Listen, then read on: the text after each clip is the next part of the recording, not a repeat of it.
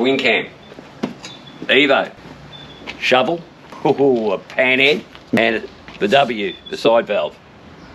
That's a collection. G'day and welcome to Hogs, Cogs and Two Aussie Flogs, the greatest podcast this side of Geelong. Well, yeah, that doesn't seem far away, does it? No. Doesn't seem very far away, but we were just this side of Geelong. Yep. Even though we were technically in Geelong. And if you saw the opening little row of bikes I ran you through, wait until you see what's to come. How impressive was that? Ladies and gentlemen, boys and girls, bald-headed babies, we have had an outstanding day today. Absolute ripper, guys. Absolute ripper.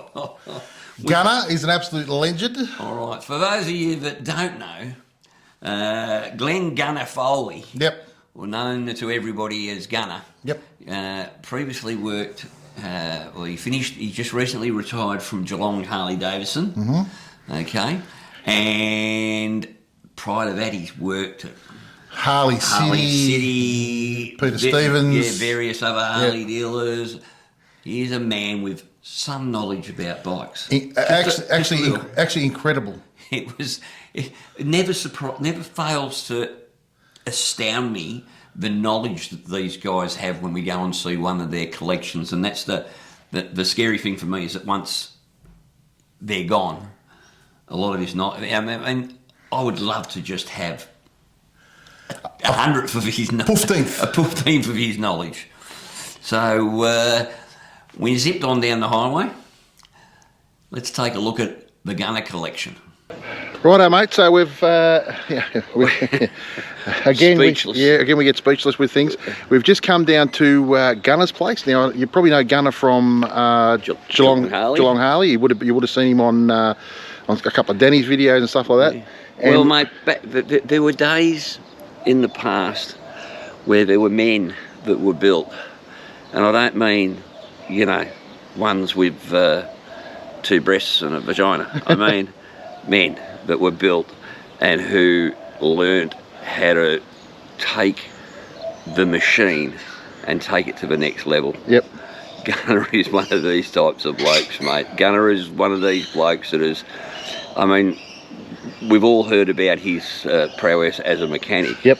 He, still he goes back to Geelong Harley and helps out with some of the older bikes. But this, what you're about to see, is incredible. Blown away. Yep. Blown away. We're going to take you right through from 1930, well, not 1930s. No, 1912 or 1911. Oh, yes. Australian-made, American-made, British, you name it. You're about to see this collection, and it is incredible. Let's go. All right, so here we'd like to introduce you to Gunner. If you haven't seen Gunner before, you've seen him now, mate. What an absolutely legendary collection you have here. We again, like we said before, we've been blown away. We're going to start from newest to oldest. We've got some Aussie-made stuff here. There's everything here. Start off with the twin cam. Tell us a bit about this one. Oh, this is 2004 FXDX. It's got 124 cube S&S motor in it, which I put in at 50,000 kilometres, and it's now got 96,000 Ks on this bike, and still like brand new. So yeah, that's about it. That's about all I can really say about it. What's the deal with the see-through?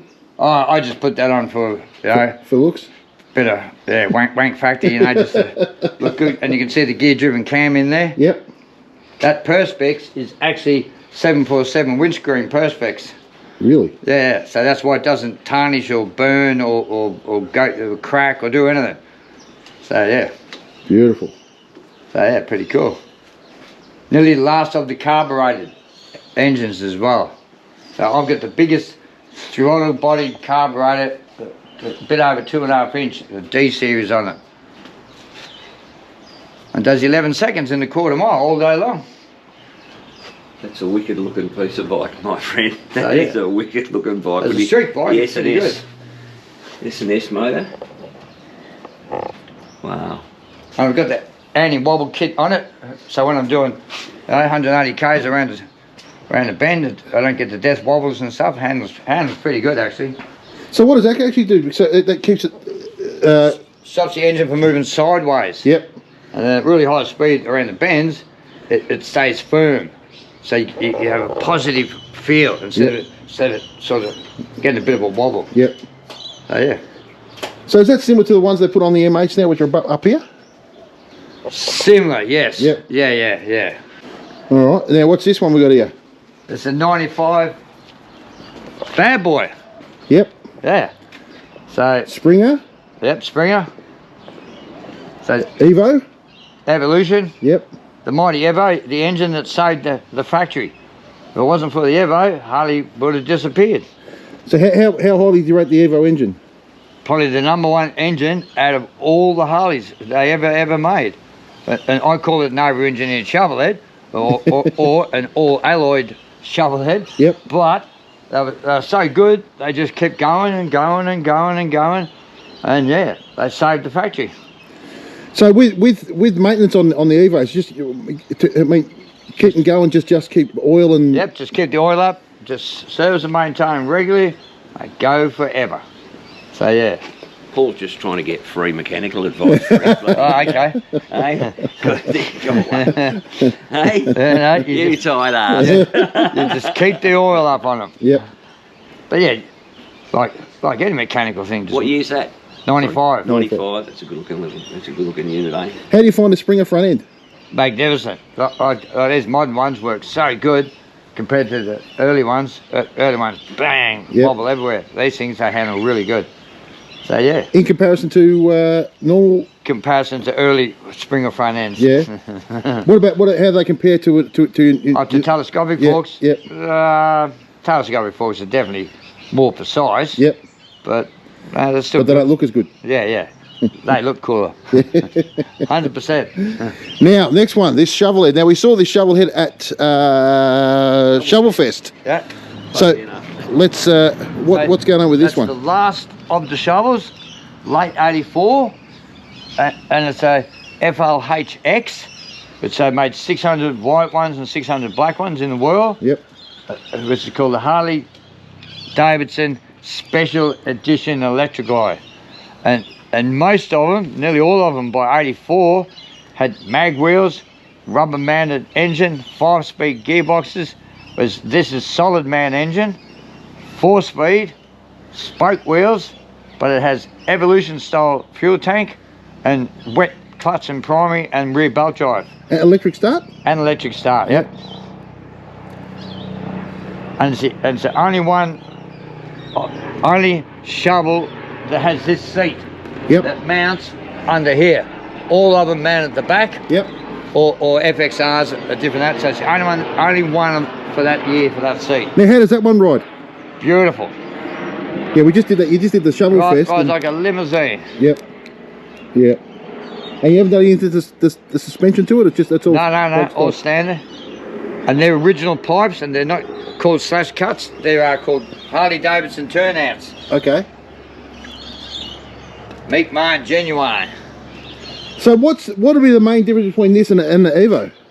A lot of it's similar, isn't it? Sort of similar in the bottom end and that, but the top end totally different. That's got cast iron barrels of alloy head and sort of crude rocker assembly. Yep. Whereas the Evo got way moderner with that top end, and they were way more efficient. Mm-hmm. And if you can see that big air cleaner there, Yep. well, that don't let much heat out, so no doubt they get hot with those big air cleaners. Yep. And they got more efficient with the Evolution. Yeah. Beautiful. And this this magnificent looking panhead, mate. What is going on with that? Oh, that's an original 48 FLH 1200 panhead. So it got restored in the 80s. I bought it in early 2000s, and it's just a beautiful piece of machinery. Beautiful bike. It's got the full deluxe kit. I've got spotlights, the saddlebags. It has white walls and stuff, but I like them sort of, with less stuff on them. Yep. It's a beautiful looking motor, the Panhead, isn't it? Oh, it's just great. I just love the... Absolutely beautiful. It's just a pretty looking So, motor. I've ridden that to up near Wollongong for the 70th anniversary Panhead. Yep. So I've done quite a few miles on that one actually. So do you ride them much? Like, Yeah. All of them. Every one of these, every single one of these gets ridden. I rode that one on the Cannonball Classic 2 years ago. So tell us about this Cannonball Classic. We've heard about this before. Well, it's a ride for us lunatics on old bikes, because we like to ride old bikes as far as we can for as long as we can, but you don't get the opportunity. So when a Cannonball thing comes up, we're going to ride. We rode from Busselton Jetty to Maroubna, and it's all to raise money for the Royal Flying Doctor Service. How many Ks was that? Oh, nearly 5,000, I think. Something like that, yeah. 4,600. I just don't think there could be anything more enjoyable than riding 5,000 Ks on that. I mean, that's just... No, that was on this one. That was on the 38. So yeah, I did it on this bike. So this is a 38... 38W. 38W. Original, unrestored, Australian delivered bike. So we've all heard of the WL and the WLAs, Yeah. but this is actually before them, isn't it? Because they were... What it means is the W is the lowest compression of them all. Okay. A true just civilian bike. Yep. A WL was a little bit higher compression. And then you get the hotted up WLA, as I call them. But yeah, no, that was a great bike. Rode that from Busselton, Jetty, Western Australia. Made it to Mildura. And then, so I made it through the 3 states. And then I heard a noise that night, so I wait till the morning, and then I heard, there's a bit of a noise, so I had to put it in the backup vehicle after then, and then I just helped everybody else out for the rest of the run. And when I got home, it was the generator shaft had broke on the end. Right. So I was lucky I stopped. I've had to keep riding, the little gear and the rest of the shovel ground up into the gear case and just destroyed it. It would have destroyed everything. So I'm lucky I'm a mechanic, and sometimes I think I'm smart sometimes. Well, you're a mechanic. I did the right thing, because if I had she'll be right, mate, and kept riding, I would have destroyed the whole engine. So he would just still lives to see another day. You say you're a mechanic, mate, but are these your panel beating skills? Because this is a work of art. It is, isn't it? Have a look at that. Yeah, I didn't get to do that. I wish I had it. that thing's got cellulite. I wish I knew the actual story to it, but it's pretty cool, isn't it? It would be interesting. It's a very cool looking front. It's great, card, isn't it? It just screams. Yeah. I've got a story. Wouldn't you like to know what it is? Yeah, and I would like to know. We'd all like to know. And there's no holes in it. It's just very functionable. Something nasty happened there, and someone pulled out a ball peen hammer by the looks of it. So, yeah. And you were saying earlier that this blue underneath here is the actual original blue. Venetian blue. Venetian blue. And which is here on the guard, you can see it there, see? Original Venetian blue. At some stage it's had a There's roof, a good spot. Yep, you can see it there. Oh, yeah. Yep. And then one of the older guys in the 50s or whatever painted it. And and that's it. And it's been kept going ever since. So how mechanically... And it has 93,000 miles on it. So my twin camera has 96,000 kilometres. This is the highest kilometre or mile bike I possess. Yeah, it's got 93,000 original miles. But these are 93,311. These are the days when you actually have to have some mechanical knowledge just to own one. Yeah. You can't just get on it and ride it. You've got to know a little bit about it. You've got to know, you have a starting routine. You've got to know that is actually called a spark plug. And don't put your finger there while you kick it. Well, I'm sure there's people in the world that would have no idea about that. Guaranteed. I mean, the modern bike really is pretty much set and forget. Yeah. You drop it off at your bike store to get modern something bike's great. You just get on and push the button. You just press the button and off you go. But, geez, not much has as much... I don't know. It's the character. Yeah. You know. They're very rudimentary. Well, this here starts so fucking good.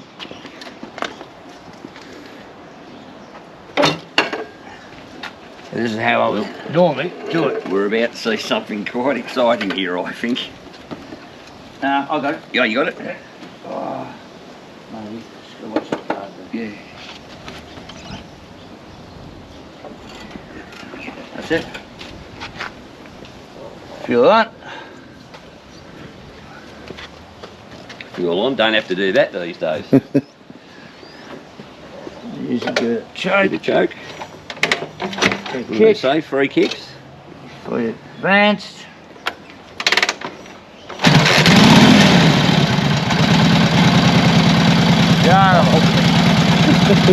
First kick. That's a goddamn Harley Davidson. Beautiful. What happens is the petrol pulls up there.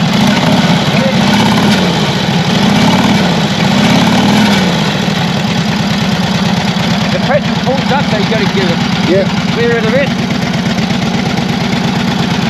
Yeah.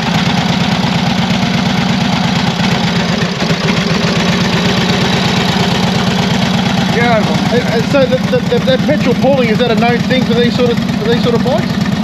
In the manifold it does, yeah. Because you got to flood it up to start it. Yep. And then you got to clear it a bit. So yeah, everything on this bike works. All the little lights. Oh yeah, lights. Everything. Yellow horn.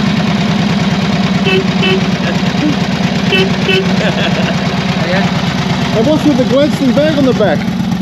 That's my tool bag. I had to carry fuel and tools with me across another ball in that bag.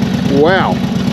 And a snake bite kit and a bottle of water, and just in case I broke down. So yeah. Alright. Get it. Look at that. Oh, beautiful. That's just beautiful. You shouldn't get it. You shouldn't do that. Yep. So I'd show you that. So with this, so with the cannonball run, Yep. so you got to be self-sufficient, or do they? Yeah. Now you were saying before you helped everybody in the end. Yeah, well, not everybody, but I can't help myself. If someone needs a hand, I'll give them a hand, you know? Yep. But basically, we've all got our own van and backup thing. Yep. So the next one, I'm riding this bike Yep. and take that as backup. Rightio. So which I have full faith, I'm going to ride this across Australia, but if it becomes something has an issue, then I ain't giving in. I'll have that in my van and jump on that. So somebody's got to drive the van for you? Yeah. Yep. I got a friend to drive the van. Yep. So yeah. And how long does this take? It'll take 14 days of riding the old bike every day. Yeah. Wow. So yeah. Now, you got an award the last one, didn't you? The most, what was the happiest bloke on the friggin'... Yeah, the Spirit of the cannonball. Spirit run. of the cannonball. That's Yep. it. Yeah. Well, so did another guy, because we both just sort of helped everyone with motorbikes, and we didn't realise that we did that. It's just what we do. You know? And this is a real love for you, isn't it? The motorbike. Like, it's just like, it's just, I could just tell by the look on your face. Yeah, you got to have a hobby. Yeah. My hobby's... A hobby?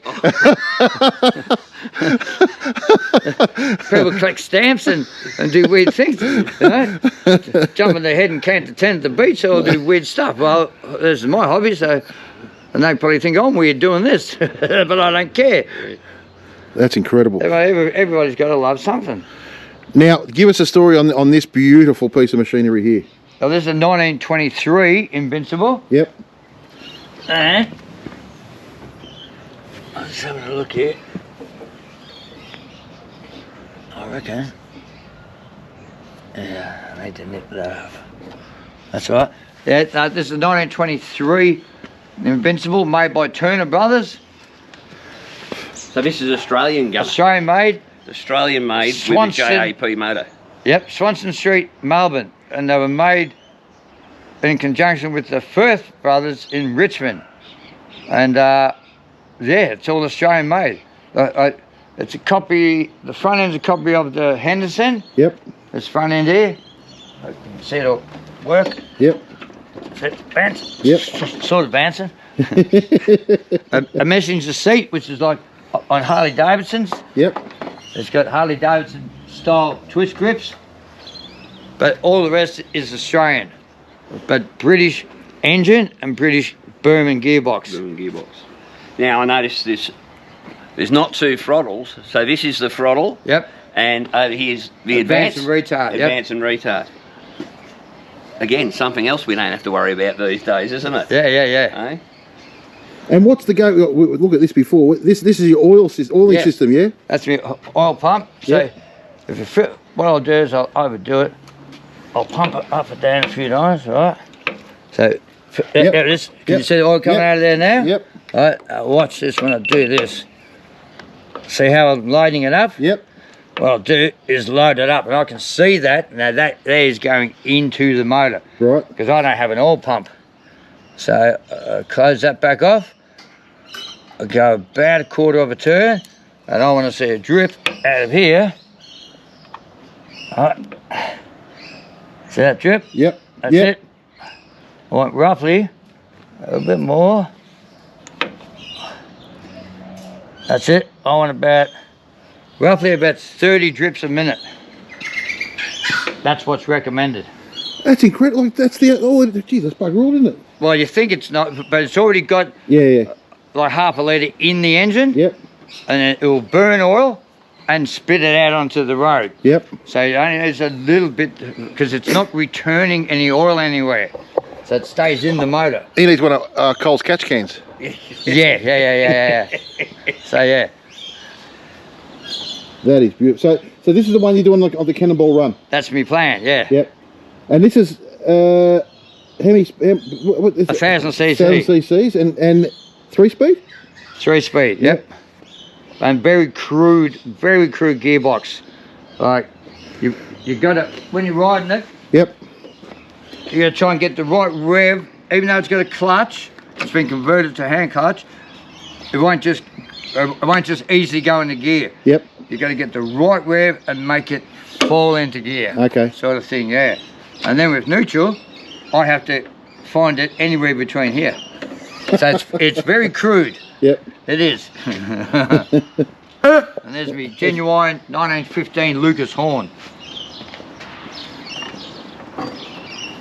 Right, so you can hear this, right? Yep. Watch when I move this lever. Yep. See? Yep. See it? Yep. Right, and I only moved that a millimetre. See Yep. that? Yep. I'll go back the other way. See Yep. that? Straight away. Yep. So you've got to have it floating in this spot here. See? Otherwise,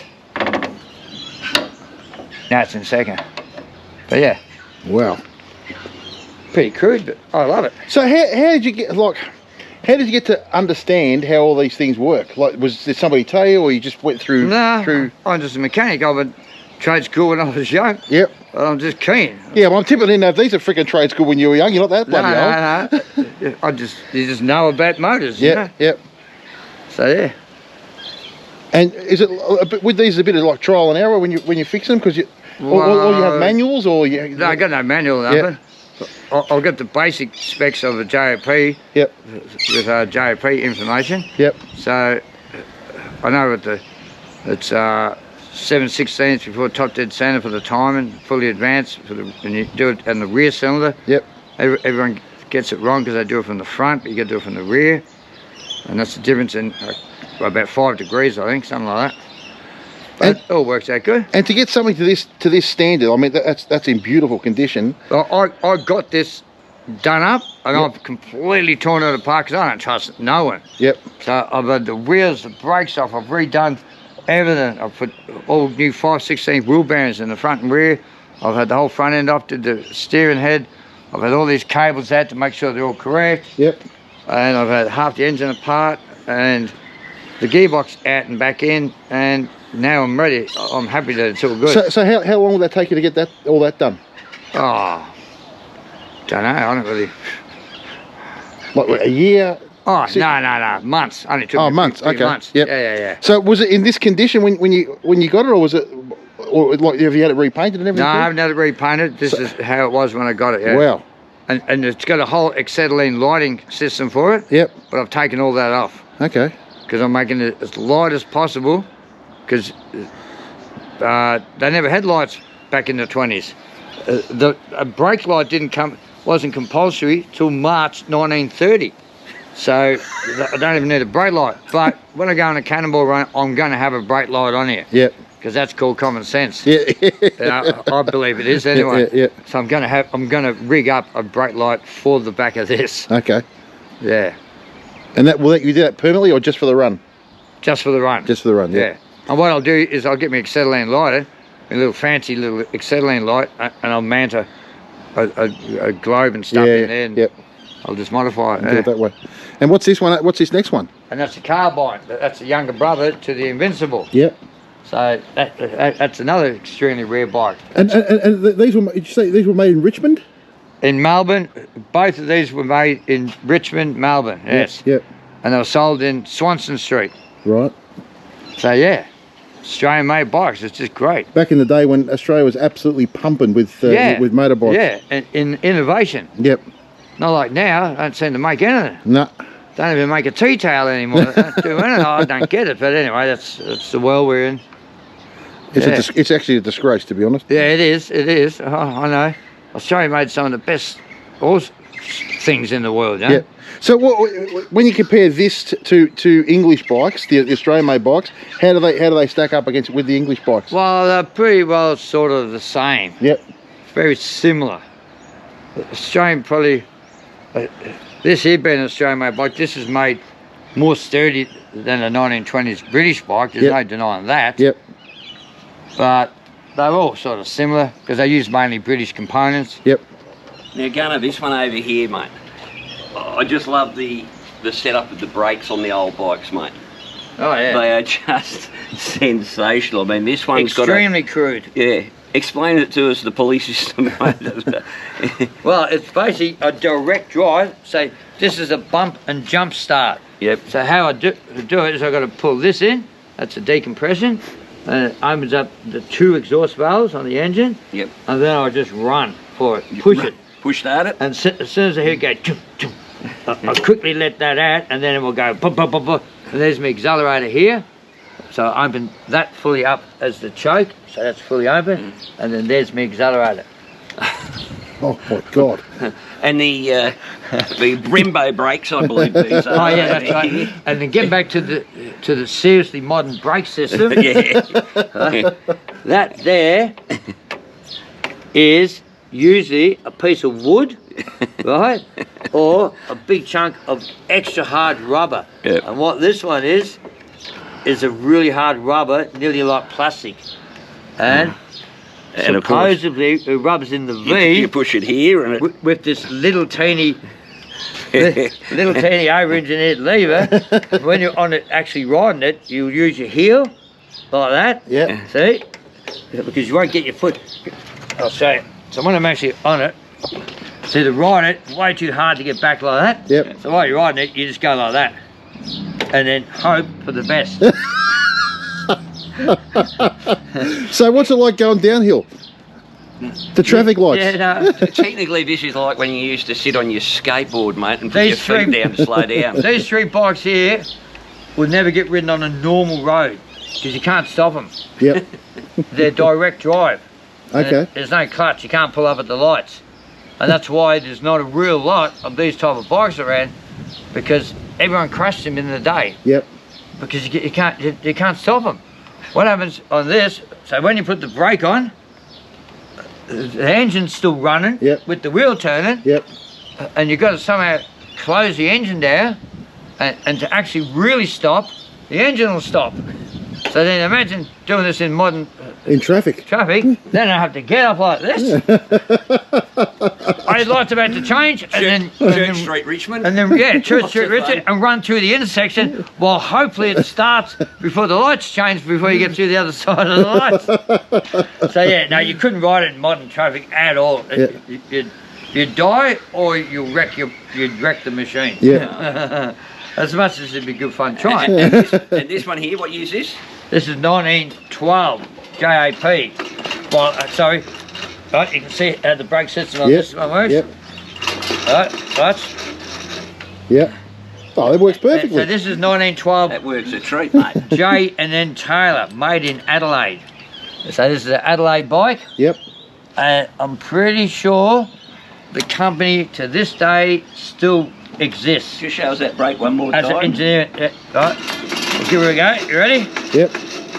Look at that. Oh, And if I'm not mistaken, this one, that is the big chunk of plastic. See that? Yeah. See how I can scratch it? Yeah, cool. So that's how I check to see if it's gone brittle or not yet. I just scratch it like that. But it hasn't, it's still there, so I've got an efficient brake. very efficient. And And you can 3D print your own brake pads. have a look at that bit there. That is a clutch that I've just pushed in. Yep. Yeah. And this is a 3-speed? Right, the hub is a 3-speed Sturmey Archer 3-speed. Not unlike the old dragster push bike. Sort of similar. It's full of planetary gears in there. Yeah. So I put it in a gear. Yeah, that's in first gear now. Yeah. Yeah. Turn the engine over. See that? Yeah, yeah, yeah. But as soon as I let the decompressor out, the bolt slips, so I can't start it. Yep. I need to get a bolt, but you can see how it works. Yep. Now, I can't ride along and just push the clutch in and change gears. You got to pick your gear. So if I come to the top of a hill, I'll put it back to first. Yep. Hardly any throttle, and that use the engine brake down the hill. Then when I get down the hill and got a big straight, pull up, put it into third, and then just launch it again in third, and just ride up in third. So yeah, you can't change the gears while it's in motion. You got to be stopped. You had to be pretty switched on to ride them, don't you? Oh yeah. You have to be a bloody octopus. Yeah. You got to be an octopus. But good fun. All right. Now that's the 3 Aussie ones. Yep. And this one's English bike. What year's this? 1914. 1914 Swift. Swift. So, Swift is the guy was Sangster. The guy's named Sangster, who built Swifts. Built 3-wheeler vehicles and cars and motorbikes to 1918, I think it was. Yeah. And then that Sangster guy ended up being the main manager or builder or whatever of Aerial Motorcycle Works. So this is like a predecessor to the Aerial. And Again, another superior brake. Look at that one. This one's a little bit posh, You mate. can truly see the rubber. See, and you can feel it. Yep. See that one there? That one's soft. Whereas those other two are really rock hard. But yeah, we'll spin the wheel here. Right. Because this is direct drive as well. Right. So look at that. I'm going to pull the decompression in there. And then you can see. Like, you wouldn't want to emergency brake because it's about 3 seconds between the brake itself and the thing before it even gets to the bloody Look how point. far away it is and how long it takes. It's miles away. Instead of being just like here and you go like that, it's right back here. Yeah. So, the same thing. You wouldn't ride them out on the street. Blows us away. You got to pick the place to ride them. And this here, mate, this is the same sort of... Same setup. Yep. Same oil pump setup. Yep. So the pump's down. I'll get her up. There you go. Because I've already pumped it. You can see the oil just flowing in there. Yep. Flowing. There you go. That's A couple of little drops going. I pumped this up the other day. I forgot.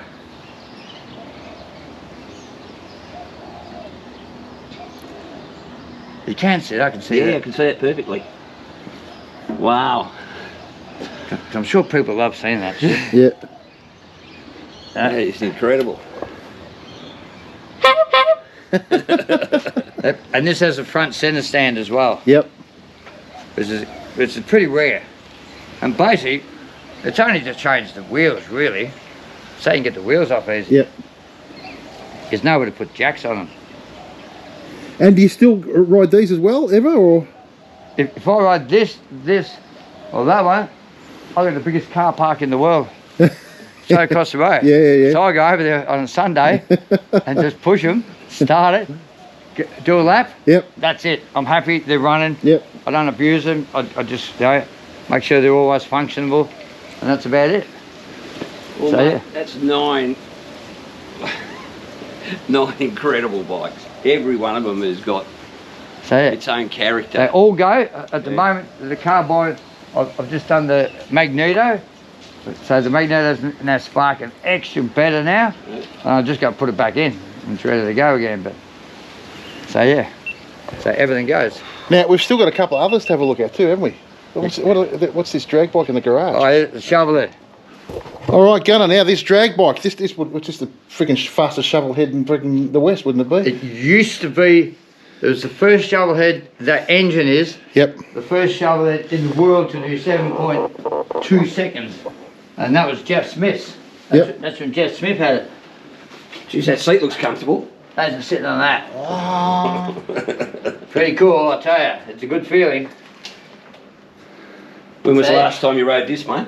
At least 10 years ago. Yeah. But I'm about to get it all up and running again. But have a look at the... I mean, it's just a beast of a motor. Have a look at it here. Over 100 hours That is just... in each head. Really? Man hours in each of those heads. Always good to have 100 hours ahead. And then when I got hold of it, I tore the whole thing apart.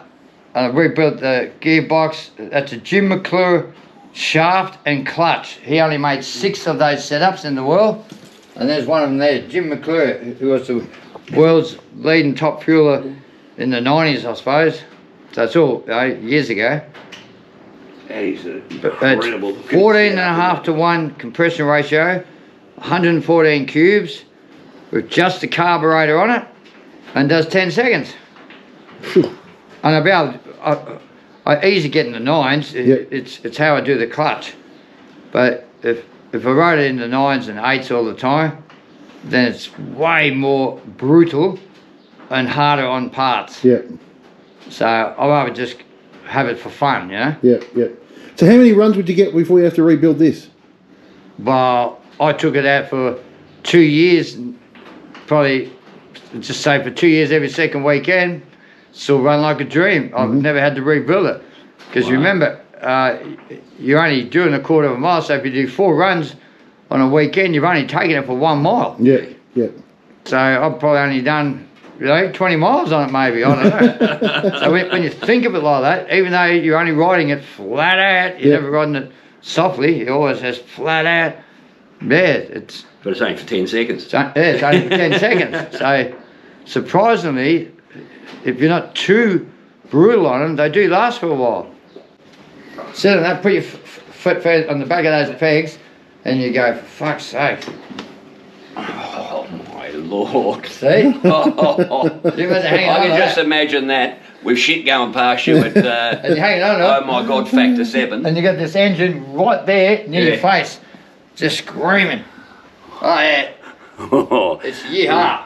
It is. I used to say... Straight bit of road out the front, mate. my saying was, I used to say, I'd get up and go, better than a ride at the show.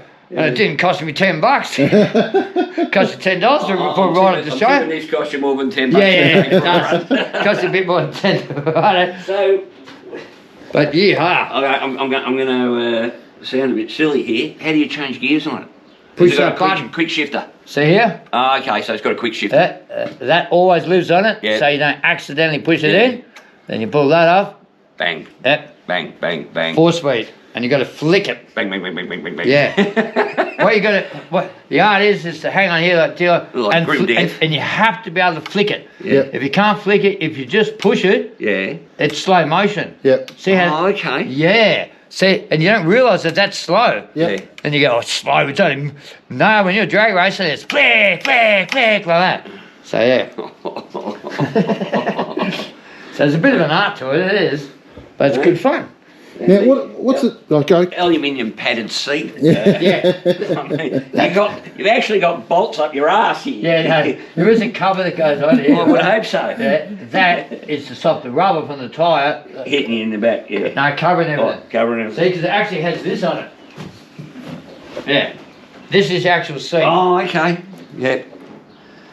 Oh, much more comfortable. So this here, Straight fiberglass. that is your seat. Yeah. And that's why I've got foreplay written on there. Before play. Everyone laughs at that. And then I found that sticker as well, see? Okay. You got a piston. Yeah. Yeah. Speed dealer. Yeah. Yeah. Amazing. What a ripper looking. Oh, it's a beast of a thing, it is. Now, going from one beast Yeah. to the last of the beast. So you're telling us this is the last of the BSAs? It is a 72 Thunder 650 Thunderbolt. And it was, I think, made in the 11th month, 72.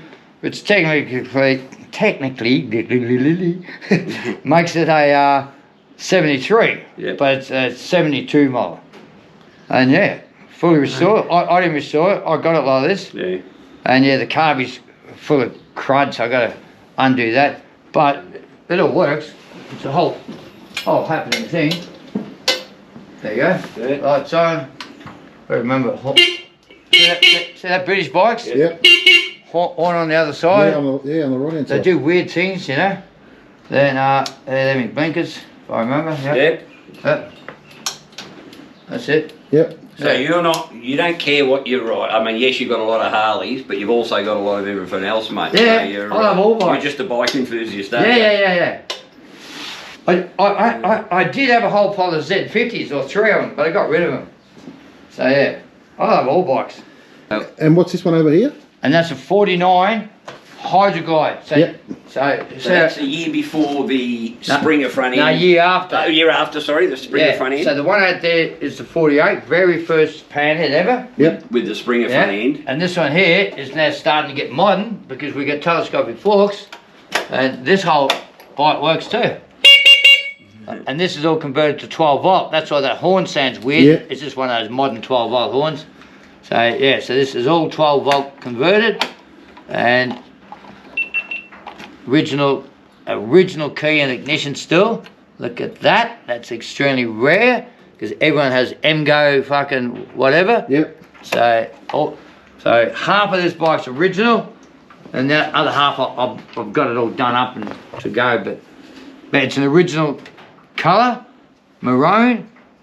Even if it's been bogged up, see that there? Yep. I don't care. It's still original paint. Yep. And you're saying this is the first, the Hydra-Glide being the first of the telescopic forks. So Yep. we've moved away from Springer front end. Yes. We're now into the Yep. modern Hydra. Well, And if you notice, the modern fork first bottoms day. are black. The only year. Yep. First year telescopic forks, first year the Hydra-Glide, and the only year they were black on the bottom. Oh, wow. Right? Not many people take note of that sort of shit. No. And then from 50 onwards, they'll always Chrome all the way through. aluminium, chrome. You know, you could have gotten chrome as an optional extra. So yeah. Mate, So yeah. Sorry, Gunnar, what's the reason why a lot of the old bikes have got the hinge on the wheels? Is that again to change the wheels easier? Solely to get the wheel out. Yep. Because of that setup. So the drum will basically stay on the chassis, and you undo the hub from the drum, take the spacer out of that side, move the wheel over a bit and drop it out. Yep. And if you couldn't hinge that up, well, you can get them out, but you got to jack the bike up so high, it's just silly. You have to get it to drop. Yeah. So if you open that up, and a lot of people with original unrestored panheads and knuckleheads and stuff, they don't open that because it cracks the paint air. Yep. As you can see on there. Yeah. Yep. See that there? Yep. But I don't care. I'd rather it used. Yep. Personally, it's there to be used, so use it. Yep. It's a hinge. that's what it was designed for. That's what it was designed for, so use it. That's my theory. When did they bring the tombstone tail light in? Ah, that was around 49, 40. So it went from this tail light. I've got to remember the exact year, Yep. but it went from that Yep. To that. to that, and I forget exact what year. Yep. I have to look in my book. That was around 43 or something. Because that tombstone tail light's a real iconic sort of. Yeah. And so when did they stop with the hinged rear guard? In the Jenny shovel. Yep. I reckon the last Jenny shovel, 69, and then the first year, 1970 alternator Harley, I reckon that didn't have a hinge guard, actually. Yep. Yeah, that's a trick question. I had to think that one up there. I reckon around that era. Yeah. Yep. Right, well, we're going to have a look at the piece de resistance inside. Oh yeah, and then we've got the bikes inside. All right, Gunner, what do we got here, mate? That's a 28 pup. Yep. First year of the front brake. Yep. I've just got the air cleaners all covered up. I'll just cover up the air cleaners. Yep. Yeah, so this is a 28, 350cc. It's actually... Single cylinder. It's actually a Model A, so it shouldn't have the headlight and horn or nothing on it. Yep. But the guy I got it from put it all on because the crankcases were cracked, and he's put in the crankcases of a Model B. So B and BA were electric. The A was magneto. Yep. Well, the engine still is a magneto engine, so I'm going to take all the lighting and everything back off it. Yep. But yeah, other than that, it's a pretty original bike. Beautiful. And it's all functionable, all goes, the whole lot. Yep. It's got one of the rarest. It's got the original toolbox here. These things here are so rare. Rare as rocking or shit, That steel bit there, everyone seems to wreck them or lose them or, you know. So this one's wound up in the house, mate. yeah, because I've got no room. It's nothing to do with it's his favourite, it's just I've run out of bloody room in the garage. Yeah. Sensational.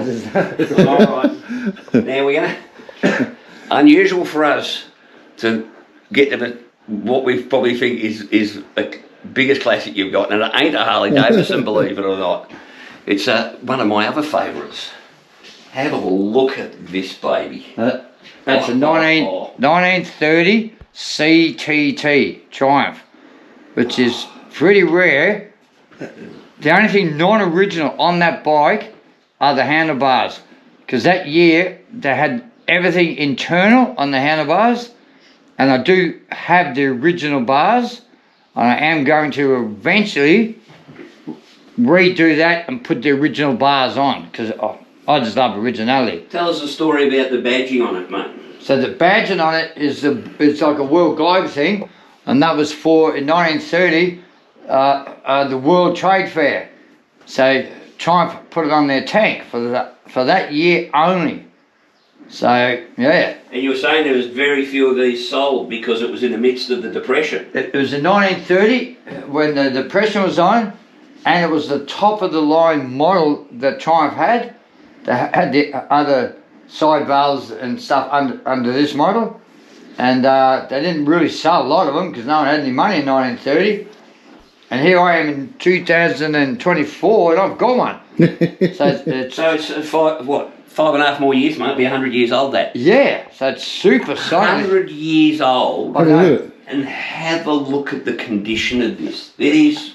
That's pretty good. It's like it's just come out of the factory. Yeah. Absolutely stunning. Yeah. I mean, even the matching blue, just not the whole rim, but just the inside of the rim of the wheels. Standard, original, it doesn't have the blue on the rims. Okay. But my mate did that because it breaks it up and makes it look better. Yep.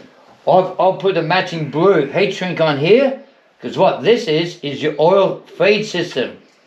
If I forget to turn that on, I'm in a lot of trouble when I start it because the engine will die really quick because I have no oil. So I can physically, while I'm sitting there, I can physically see that, and that's got to be that way. Yeah, so that's why I've done that. Method behind my madness. And show us the oil cap, the way it comes off. Oh yeah, and this just lifts off like that. It has a little thing that latches on, So it flips. and that is the TT design, which is on the race bikes only. But this model here, they brought it out with them, and that has been converted back to the screw top. So this is how all the road bikes had this, and my friend who redid the tank for me, he got rid of this system here and put this on, because that on here, the fuel cap keeps opening up when you ride them. Ah, yep. Yeah, they're not. So this is, what's this made of? This little bit? Leather. It's a bit of leather, so that basically seals That's it. leather, and then it has It just gets a little lip just there. Yeah. So it hooks onto that lip. So you go. it just squeezes You it hold down it up. and seals it. You get that back in the right spot. Like that. You go all the way to the other side and go back like that. Perfect. And that's on. But, Wow. but see how it can move? Yeah. Right? Now, but that'll be alright because that will stay there, right? So that was for speed of it, so they could get to In it the race quickly. bikes, yeah, so they can change the oil or top it up real quick. Because look, this takes, look how long it takes to screw this up. Yeah. It was the same. They'd roll up, boom, pour fuel in. So, yeah. Not unlike a modern Formula One No. car, mate. And same thing, this bike here, look at that compression on that. This bike here is fully, there's the clutch.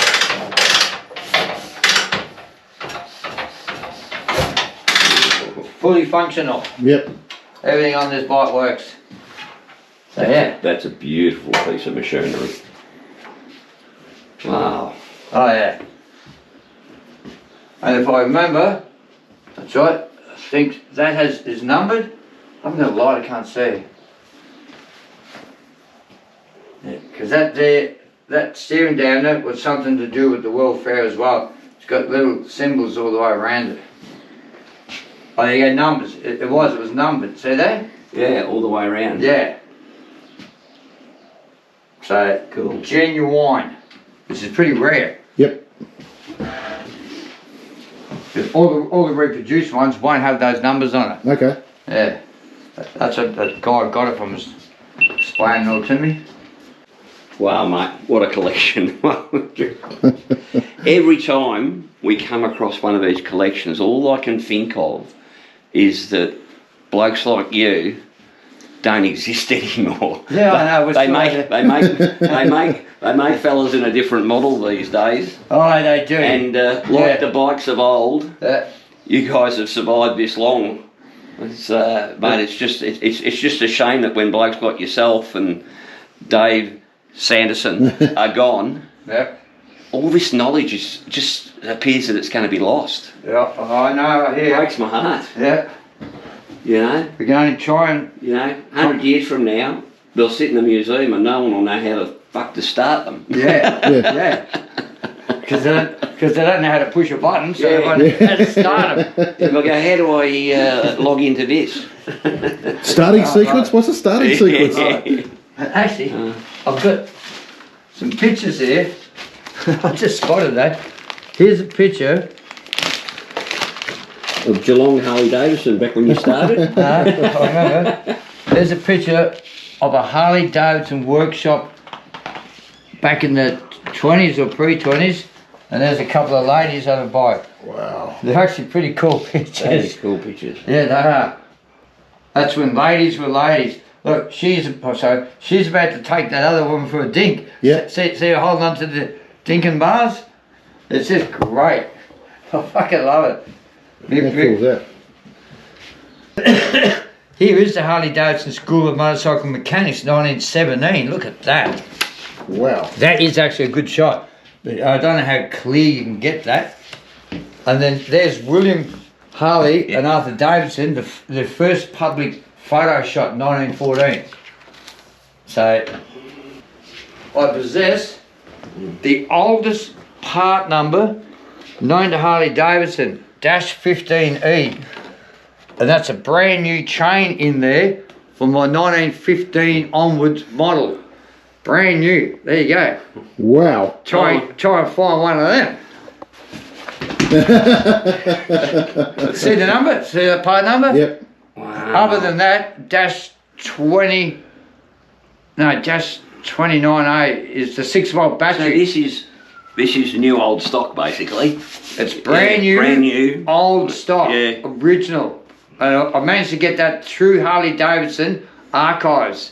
So they've reboxed it. Yep. Yeah. You know what I'm saying? Which was reboxed on the 28th of March 2013. There you go.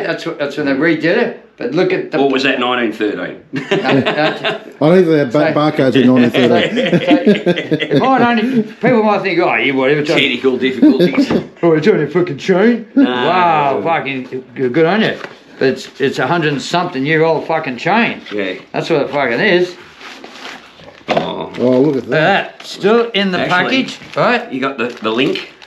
Yeah. It's pre-oiled. And here's, they put the modern day instructions with it. Rear chain drive replacement kit.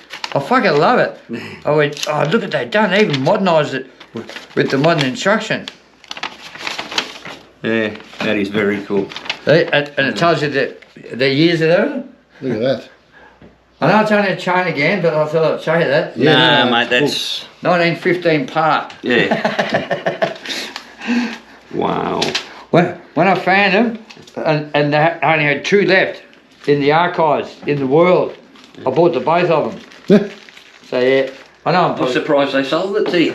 A lot of people go. You know what I mean? A lot of people think I'm mad, you know. Not at all. Doing it, but I don't listen to anyone. I go, no, I'm not. Like this chain. Now I've got to ask you This chain is rarer than fucking than a lot of motorbikes. Yeah. Oh, so I've got to ask you one thing, Gunner. Where do you get a wife that allows you to do this? Because we reckon ours are pretty tolerant, but... I just don't tell.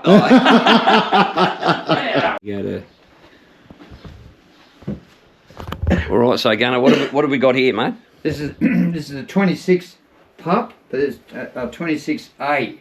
So A. This is the 2As. This is an overhead valve magneto motor. So, why did they call it a pup? well, because it's a little teeny bike, I think. it's just a nickname. Right. And because of the sand, it went pop, pop, pop, pop, pop, pop, pop, pop, pop, pop, pop, pop, Okay. as a single, you know what I mean? And to this day, most Americans don't relate to singles. Pop, pop, pop, pop, pop, pop. They only understand twins. You know what I mean? Yeah. So you've got, this is the frame and the transmission. Yep. And outside, where we'll go next, we'll have a look at the motor. At the motor, yep. So Cool. I've got the motor for it. I've got the tank, all the tinware, half a front wheel, and I need a rear hub. Yep. So if anyone out there in the bike world has got a rear wheel for a pup, I could do with one. You never know. You never know. Somebody sees it might actually contact me. All right, this is the engine for that frame inside, correct? Yes. So that's a 1926 350 overhead valve engine pump. It's got the later oil pump. That's not standard. Yep. That connects up to the throttle. Yep. The throttle cable goes up here, which shoots across there. See? Yep. And does the so the more throttle, the more oil. Yep. So it's on there, so that'll just stay there. I'll use it. But yeah, so that's That that. is a pretty looking little motor, isn't it, really? Then, You wouldn't think it was 100 years old nah, you wouldn't. There. until you see the mudguard. And there's my original, genuine, perfect, all there's the paint job, rear guard for it. It's actually in good nick, isn't it? It's in really good It's in condition. really good condition. So yeah. So I've got the whole bike. Yeah. So yeah. Wow. That's incredible, mate. To see him in that state, to me, to see him in this state, It's all original. It's just I could bolt that straight on and functional and get it roadworthy. You know what I mean? That's what it's the not years have done brutalised. to it. There's no holes in it. It's not, like, that's service rust, you know what I mean? It's not. So quick sandblast, paint job, beautiful. It's great, isn't it? Unbelievable. Fantastic. And you can see how straight it all is, you know? Yeah, it's straight, isn't it? Everything's straight. It's just beautiful. So you don't really find stuff like that very, very often anywhere. Rightio, well, guys, you'd have to agree that is one of the most fantastic collections we've had on the show so far. Mate. It's blown me away. Yeah, without doubt, mate. It's an absolute ripper, and every single one of them's a classic, isn't it? Absolutely beautiful. Like like I say, I love doing this because I love talking to guys like Gunner because he's an absolute wealth of information and not blowing smoke up his bum, but a nicer bloke you won't meet. And we'd just like to, again, thank you for letting us come into your house and have a look around. It's just such a special thing to do. It's absolutely fantastic. Mate, what a ripper collection. Thank you. It's probably one of the best parts about doing what we're doing at the moment, mate, is coming along and seeing these collections. And, you know, in years to come, they won't be around anymore. Yeah. A lot of them will get split up and moved and that. But at the moment, while they're around, we're going to keep seeking them out, aren't we, Paul? Yep. Absolutely fantastic, guys. Leave a comment for Gunnar in the comments below. We'd really appreciate it. I'm sure he would as well. If anybody's got that back wheel, that'd be very handy. Yeah, it'd be great. Back wheel off what year? 26 pup. 1926 pup. Yeah. Harley Davidson pup. Rear hub, wheel. a rear hub, or the whole wheel assembly. Thanks, guys. Back to the studio. Well, Oh, mate, I couldn't stop smiling all day, and I know you were the same. It was just from the moment we pulled into the driveway. And as we were pulling up. we were pulling up, and I saw, I think, 5 bikes. Yep. And I thought, 5 bikes, that's grouse, that's a good... And then I got off the bike, and as I walked around, it was like, oh my God. There was another 4, and then we walked in the garage, there's another 1, 2, 3, 4. A couple more in the house. And it just kept getting better and better. Thanks, Gunnar. We really appreciate you having us by, mate, because it's blokes like you, mate, that are keeping history alive. 100%. There's no doubt. You know, these collections that we go to, mate, everybody seems to enjoy them, but it's pretty selfish. We go on because we love it. You know what I love the most? I love the fact that he's still excited to look at them. He's still excited to talk about them. He's still excited to work on them. It's just... it's not blasé. Yeah, it made me laugh when he said, like, I don't know if the camera was... I can't think if the camera was on, but he said... He said, sometimes I think, maybe I should get another hobby. Yeah. And then, who am I kidding? Yeah, who am I kidding? Yeah. What does he say? Motorcycling, the best sport in the world. Yep. I've got to agree with you there, Gunnar. Yep, absolutely fantastic. All right. Guys, let Gunnar know down in the comments down there, like, if you enjoyed that, because I think I mean a lot to him, and he is such a nice fella. Like, Yeah, and so happy to put back into the industry. And it's given him another thing he said, he's got another project to do there. He's making a part on a bike, like and he's going to take it down to the local tech school and see if they want to do it as a project. Which actually gives them something tangible rather than just rather than making ashtrays. Yeah, exactly. So I think that's just commendable, and I think it's a fantastic idea. Ripper bloke, and we appreciate him having us by. Yep. Guys, we still got some raffle tickets for sale. Yep. I put it up on the site the other day, and we sold another 20 or so. I think we're down to about 110, 115 left out of 400. So we'd really appreciate it if you want to get one, get in soon, because we're going to have to close that in a couple of weeks. Mm-hmm. We've only got a couple more shows left before the end of the year. Mm-hmm. So, what have we got left? One more show. That's one more show. Next show's it. That's it. Holy crap. That went fast, didn't it? Right, that year went fast, mate. Well, that's amazing. So if you've got it, the link's in the show notes. Or you can go straight to the Facebook page and find the post on the Aussie Bikers for Aussie Kids page. Yep. Please, if you want to buy one, please buy one in the next 2 weeks, or buy 5 in the next 2 weeks. Yes. 5 would be good. But one, we're happy to sell anyone, because if we haven't got them sold by the time it's drawn, it's just less money in for the kids, and that's not what we want. We want to get it top dollar. Yep. All right. For the thousands at home. The zillions, not in the audience. Ladies and gentlemen. Let's get ready to grumble. I'm going to grumble. Yes. All right. So, got one of our flogs contacted us the other day, and he was involved in an accident. And the accident happened on a group ride. Mm-hmm. I won't mention the group ride, doesn't really matter. No. What happened though was, some young P-plater decided it was time to catch up to his brother.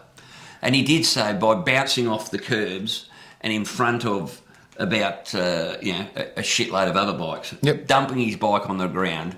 And the flog had to hit the anchors, and of course about 4 other bikes ran up his arse. Yep. Now, I know technically you're supposed to be far enough away, but no one's expecting Super Flog to come, flying through the bloody air. Playing Evil Knievel, yeah. Playing Evil Knievel. It's just not the place for No. it, mate. If you're going to go on a group ride, especially a charity ride, for God's sake. Calm the fuck down. Yeah. That's the technical term for it, okay? You just got to. It's just not the place for it. Staggered formation nearly all the time, Yep. pretty much. Sometimes it'll be single formation through twisties and stuff. And give yourself plenty of room so that you can stop in case Super Tool comes flying through. You know, but I feel for it because he contacted his insurance company, and his insurance company said, "Oh no, it's the bird behind you's fault." Well, she wasn't expecting Super Turd to come. Yeah, no, through. exactly.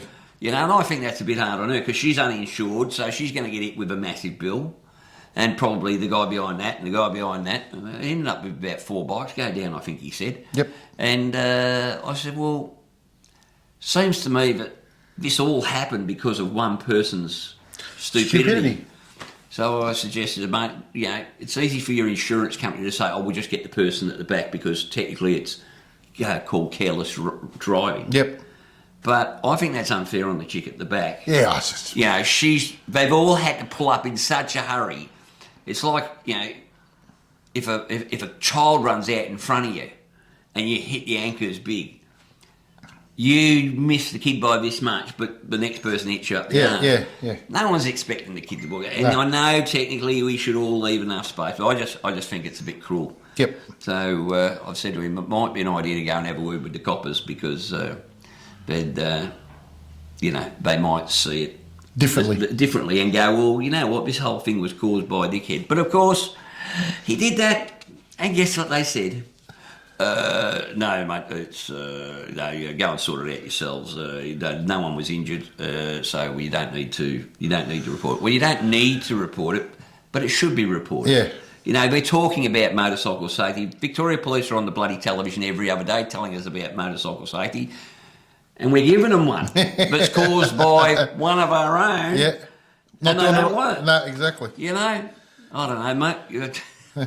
Know where the priorities are. Anyway, on a brighter day, last week I popped in a little interview. This week I've got another little interview to pop in, mate. I met with a bloke, Steve Melchior. Yep. And Steve is for a bit of a living, he's got this, I don't know, this trike. Wait until you see the trike. About 75 grand's worth of trike. Has 2 people on the back. Yep. It's got what's it got, a Fiat motor in it or something. I don't know. It's a beast. Yep. And he does Harley rides. But he also Hang on, he does Harley rides with a Fiat motor? Yeah. We'll call him a Harley ride. I don't know, motorbike rides on it. Trike rides, all right. No, sorry for getting technical, R2D2. So let's have a listen to what Steve had to say. All right, I'm here with Steve Melchior. Yep. How are you, mate? Good, mate, real good. Pleasure to have you on the show, Good to mate. see you, mate. Right, so tell us, first of all, you've got an incredible trike. Yeah, That I've thing got a is- boom trike made in Germany, $70,000 worth of trike. Yeah. Ford Focus engine, goes anywhere. Beautiful. It's a hell of a beast, mate. It is a beast. It is, and It's a beast. it takes 2 passengers? 2 passengers on the back, that's my job. Normally I take people for rides on tours. Yeah.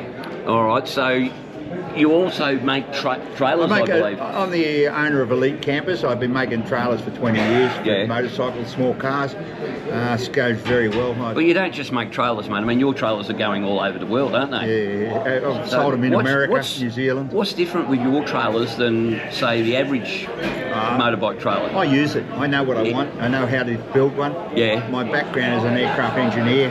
I use a lot of the influence from what I learnt with aircraft engineering. Yeah.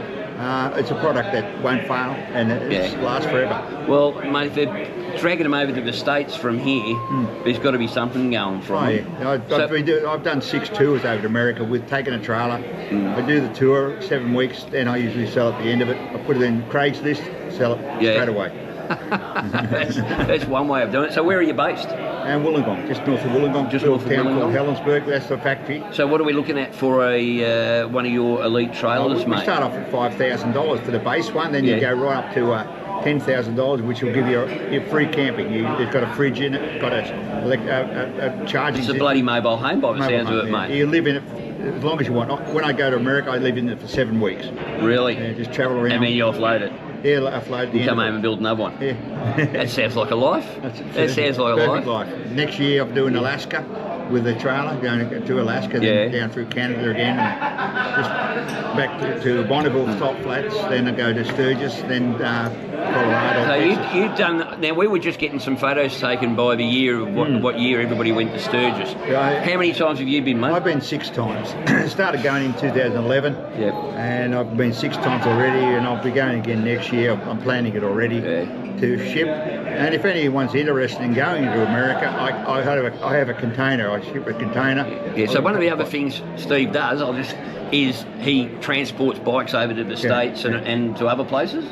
Or just basically the States? I know the States well. Yeah, you know the States well. So you actually take a container over every year to Sturgis, and you basically lease out the rest of the room in there. Take it to one of the western seaports. Yeah. I've shipped to North Carolina once, but it's easier on the western seaport like Seattle. I don't go to Los Angeles anymore. It's too hard. The customs are too hard. Yeah.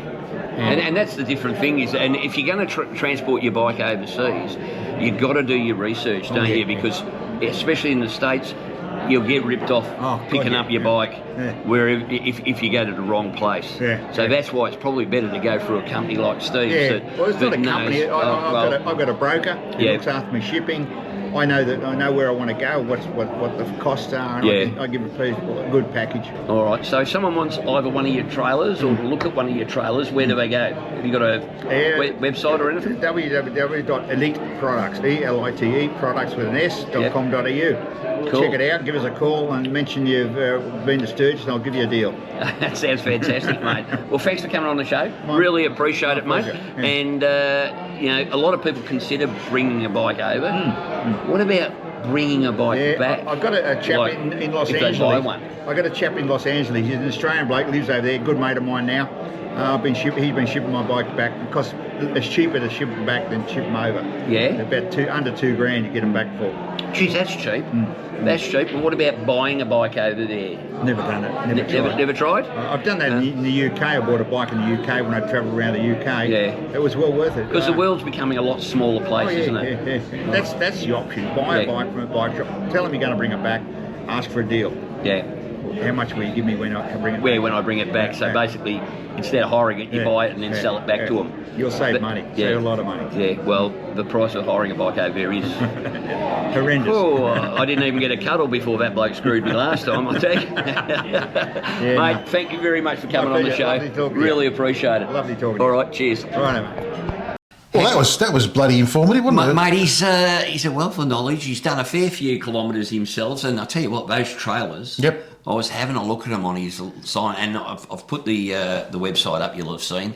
Have a look at them, mate. They're a bit luxurious. Mm-hmm. I think going camping with the tailgunner with one of those in the back. Always looks a bit like the groovy ghoulies. Oh, you know what? I'd buy one. Yep. I'd buy it. I'd have a trailer on the back of my bike if I could easily detach the tow. The whole thing, but it's got to be bolted on pretty. Yep. So it's not a 5-minute job to put it on and off. It basically stays on the bike the whole time. Yep. Anyway, but I tell you what, the convenience of it on those big trips, and I think he said he's off to Alaska or something next year with one. That would be an interesting ride. So thanks, Steve. Much appreciated, mate.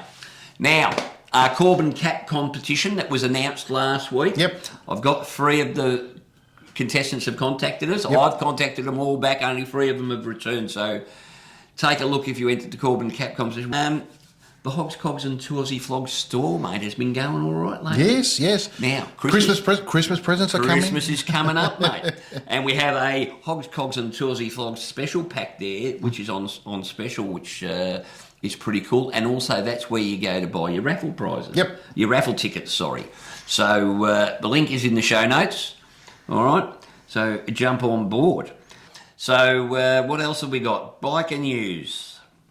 There's not much happening at the moment except everything. One for our New Zealand viewers. Yes. So our New Zealand viewers last week, I believe, had a bit of a protest ride. Yeah. And the protest is about that every time they buy apart from the fact that their registration is going up dramatically in price, a lot of that registration is due to the insurance for the rider. Well, they're saying, look, if I own 4 bikes, why should I have to pay that 4 times? Yeah. Because it's very unusual for you to see someone riding 4 bikes down the road at the same time. Yep.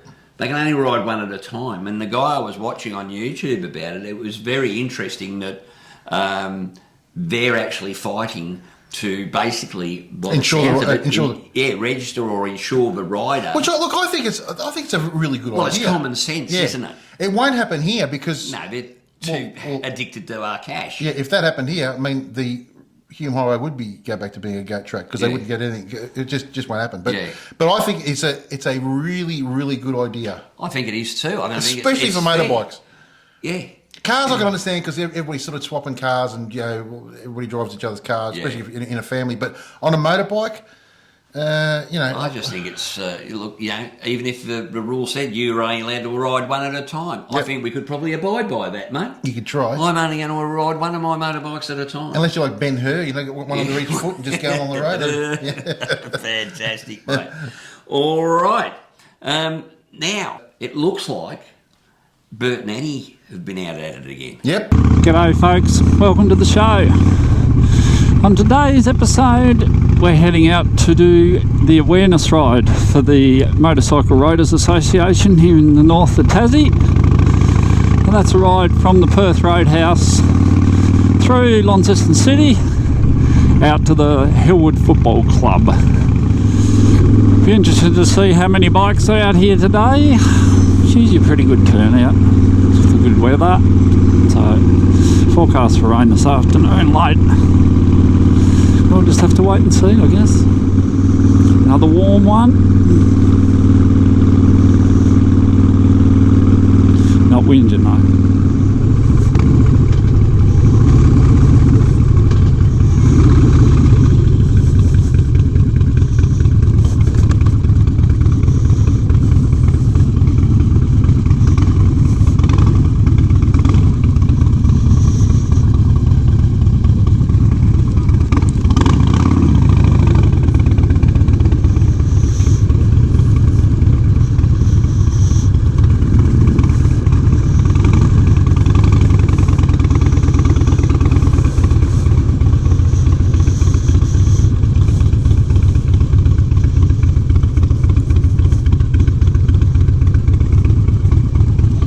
I'll only be doing 80 kilometres an hour, so this is an L&P plate ride, so no faster than 80.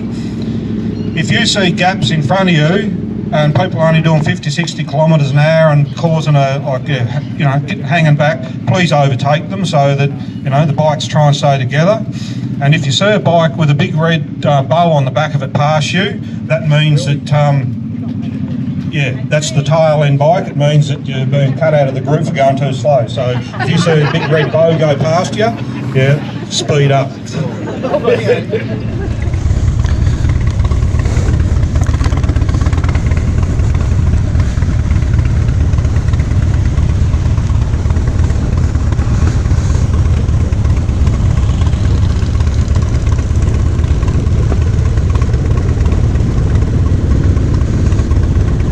Rolling out, boys.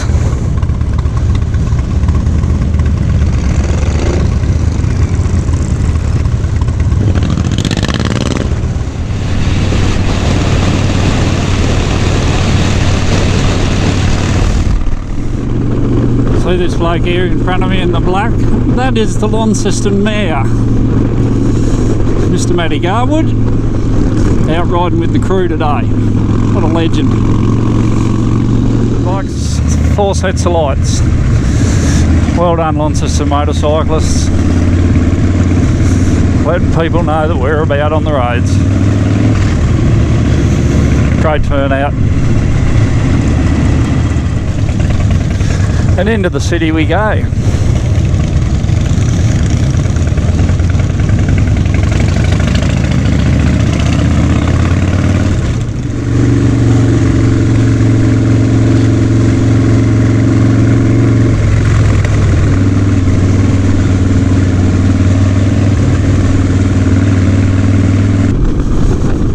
Run through town and back out on the highway, heading down the river. Man, it's smoky down in the valley.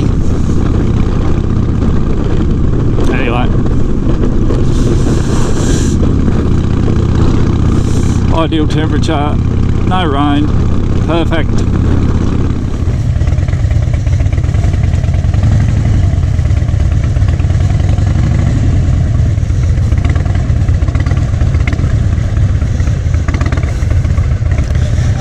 G'day, I'm Danny Penny, the president of the MRA Northern Motorcycle Ride Association.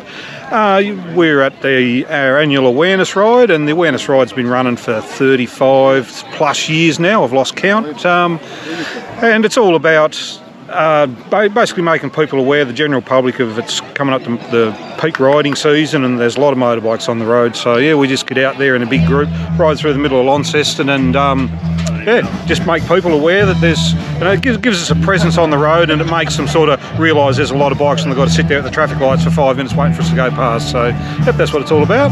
And you're happy with today's turnout? Yeah, no, it's been a good turnout today, yeah, a lot better than last year. The weather's been playing the ball reasonably well. We started to get a couple of spits coming down here, and I was thinking, oh, no, it's not going to rain, but I could see it was just a passing shower. So no, very, very good roll up today. So no, it's a very, very good cause too. We're for raising funds for Magnolia House. Yeah, so no, pretty happy with the day so far. Excellent. Well done, mate. And don't you hate it when you get home and discover that your outro didn't record? Fucking GoPros. Anyway, run solo today. Miss Annie, she's away on the mainland again, but we'll be back together very quickly. I hope you enjoyed that. MRA, Motorcycle Riders Association North, a great day. It is actually pissing with rain now. It's the afternoon's progressed, but thank you for joining me tonight, and hopefully Annie and I will catch you next time. Cheers. Well, that was really good, wasn't it, eh? Oh, mate, I love them. I just like seeing the stuff coming in from the other states, because we obviously can't get to them all, but it's just nice to see stuff coming in, and for the viewers at home too. Yep, that's fantastic. And I might have a little bit of a hint for someone else somewhere else that might be able to help us out in another state. But I'm working on that. I'll gab more for you soon. All right, cool. All right. Getting close to the end, mate. Yep. Victorian rallies, runs and events. Holy Toledo. Is it firing up? Mate, the next 2 weeks. Again, look, at this time of year, there's just too many to go through individually, but I will say, in the next 2 weeks, there are 9 toy runs. Yep. So basically this time of year, a lot of it is toy runs. Yep. So we've got toy run in Wyndham. Yep. We've got a toy run for the International Red Knights firefighters, which is up in Echuca. Horsham, Salvation Army motorcycle toy run. Gippsland toy run. Ballarat charity toy run. Phillip Island toy run. Alpine Valley, North East Vic and Border toy run, which has got numerous different start locations. There's a toy run hosted by Scotty's Garage. That's the one I'm going to hopefully get along to on the 8th of December. And the 27th annual Keith Hamilton toy run from the Sale Clock Tower. There's also... all over Victoria, mate. There's also down in Geelong, there's a cancer run, I think it is. Was it a cancer run? Yeah, bear with me. It's on the 8th. I haven't got that one. There is. Well, we'll have to look that up. There's a Cowards Punch awareness ride leaving Ampol Highway Lounge, Werribee at 10 a.m. on the 7th as well. Yep. So I think the one down in Geelong is in replace of the toy run. They couldn't get the toy run happening because of councils again, just being fantastic. Yeah. Get to the spirit of things. But they are doing a fundraiser. Awesome. Awesome. So once again, bikers getting out there and raising some good funds for the community, because our government are freaking hopeless. Yep. They are. We won't start that again, mate. No. You'll follow me up. So that has been a ripper day, mate. Yep. I mean, all I can say is any day where I get to go and see bikes from the early 20th century, the early 1900s, up to, what we saw today. Incredible. Absolutely incredible. Yep. Loved every minute of it. Thanks again to Gunner. Fantastic, guys. Well, I think that's about it, mate. That's all. Next episode's our Christmas special, which will be a ripper. Going to be huge. Going to be live. Yeah, we'll give you some more details of that in the coming weeks. But suffice to say, it's going to be a ripper. Keep an eye on the Facebook group. Yep. If you're not a member, hit the friendship or whatever the hell it is. Yeah, the follow. The follow. And Yep. follow the Facebook group because we'll have some announcements about what's going on that night because it looks like we're going to go live. Yep. And you're going to be able to have your own a lot of input. Yeah, you'll be able to come on the show. We'll actually get you in. We'll have different people from a studio. that have been on the show throughout the year with us coming online, and it should be a ripper night. Be an absolute ripper. So, well, that's it from me. That's it from me. That's it from Hogs. Cogs. And Two Aussie Flogs. Ciao. See you guys.